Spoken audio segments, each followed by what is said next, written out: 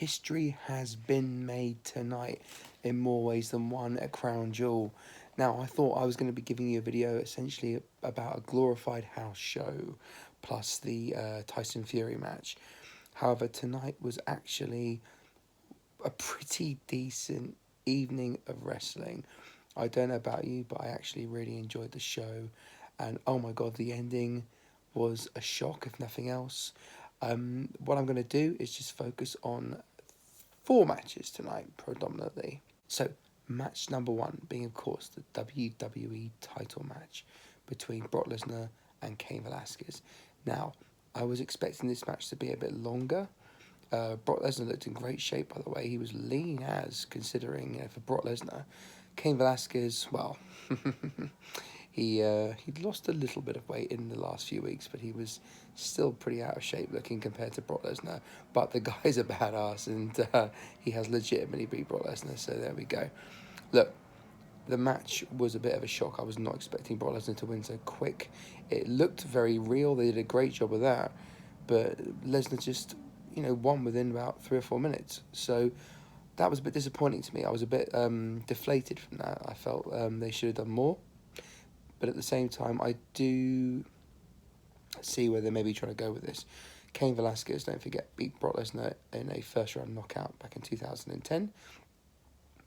So it makes sense for Brock Lesnar to win this quick. And then Cain Velasquez can come back for essentially what's a rubber match.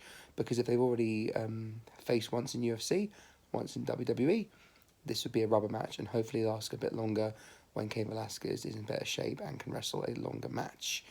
Rey Mysterio coming out obviously keeps the rivalry going between them. And I think that I'm hoping for a match between Rey Mysterio and Brock Lesnar hopefully sometime soon. Next up, we're going to talk about the Tyson Fury Braun Strowman match. Now look, Tyson Fury did not do a bad job. The way he ran to the ropes was hilarious. It was like, his feet were like, do-do-do-do-do-do. He did not do a smooth run to the ropes. However, he did actually do some good little moves. The knockout was obviously not that good because they only showed it from one angle. So, bit of the opposite to the Shawn Michaels 1995 Royal Rumble finish, where he had one foot on the ground and they could show it from different angles. I think with this one, they couldn't because it obviously wasn't that good a shot. But, look, I had low expectations in this match. And Tyson Fury, I have to say, did a pretty damn good job, considering. So, I'll give Tyson Fury a thumbs up for this. It would be quite good to see him in the ring again.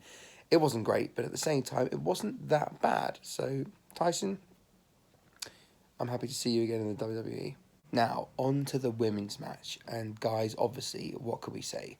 This was a very humble match, it was based very much an exhibition match. You can see the two ladies obviously went through this very carefully. They had a very safe, careful match. There was some great technical wrestling. They were very humble. They were obviously dressed and covered up very well. But they did a good job. Natalya's face looks so proud. Lacey Evans too. These women deserved it. It was really, to me, about Natalya. And I think the WWE thought, well, who's she been working with recently? Lacey Evans. And I think this is Natalya's reward for being the pioneer, really, in the women's division for the last 10 years. Other people deserve it too, but I don't think anyone deserves it more than Natalya. And I think it was actually, I kind of teared up a bit watching this. Natalya sort of, she knew she made history tonight, and so did Lacey Evans. And I can't say anything else apart from it's absolutely amazing. The crowd made it too. You can say what you want about Saudi Arabia's government. You can say what you will about Islam, being sort of essentially behind the West in terms of women's rights and stuff, which is true. But the crowd loved it. It just goes to show, that there is hope out there for this kind of thing. And I really do hope that when they go back next time, there'll be Becky Lynch and Charlotte and Sasha, and we can maybe get in 2 or 3 women's matches.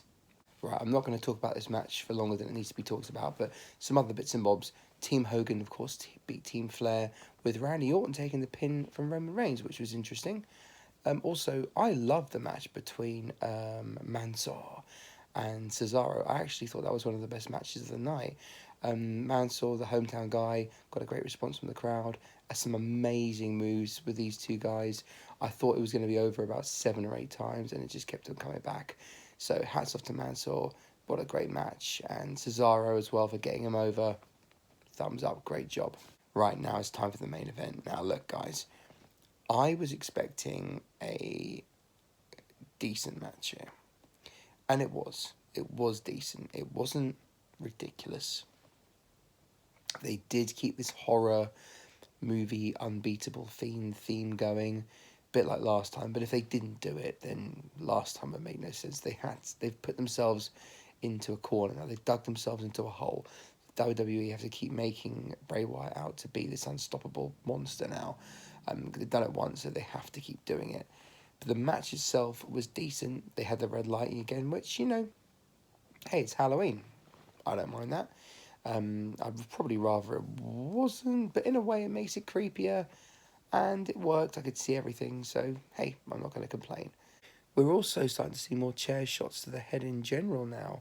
You know, we saw it earlier with Rey Mysterio and Brock Lesnar, and we have now seen it with The Fiend and Seth Rollins too, with Seth Rollins giving The Fiend a headshot or two earlier on. Nothing brutal, but, you know, they wouldn't have done that a few years ago. So we get to the ending, and obviously Seth kicks Bray Wyatt a number of times, gives him a number of stomps. He falls through the stage, and fireworks go off everywhere. Seth then goes down to pin him, moves one of the crates off, a pyro goes off, which kind of blinds him. It wasn't that close up to him, but I guess a spark went off in his eye.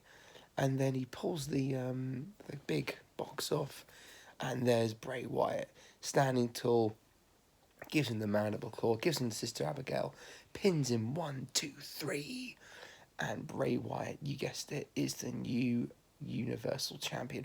And that title is going to go to SmackDown, so I'm so interested now. What are they going to do?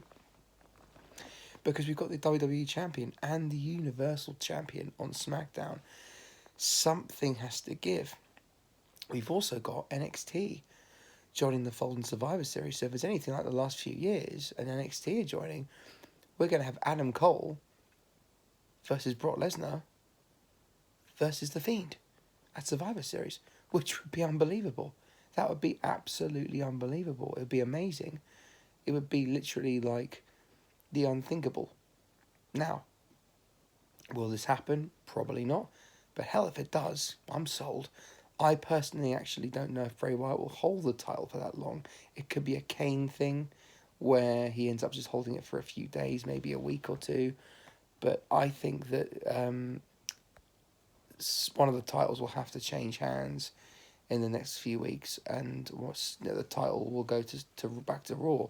You can't have Raw without a champion. I mean, you've got Becky Lynch, who is the most over person in the company right now, maybe with Bray Wyatt. So if hell, she's holding the title on Raw, then hell, that's what it is. I've got to say though, tonight, Crown Jewel was by far the best pay-per-view they've done from Saudi Arabia so far. The fact that women wrestled as well was just, you know, so emotional and so amazing. And we've got an actual title change. We've got a new WWE champion in Bray Wyatt, and I can't believe The Fiend is the champ. This is shocking. This is going to get the wrestling world talking, and that's exactly what WWE needs to do. Guys, you did it. You've got the wrestling world talking. You've got the Finn Balor switch on NXT, and now you've got Bray Wyatt as the WWE Universal Champion. Well done. You did it. You've got us talking. I want to watch SmackDown now. I want to watch Raw. I want to watch WWE. So this is what you need to do, guys. Create some shocks. Keep on going with it. And AEW, you might have to start watching out now. You never know. But the chances of WWE screwing it up are quite high. So we shall see.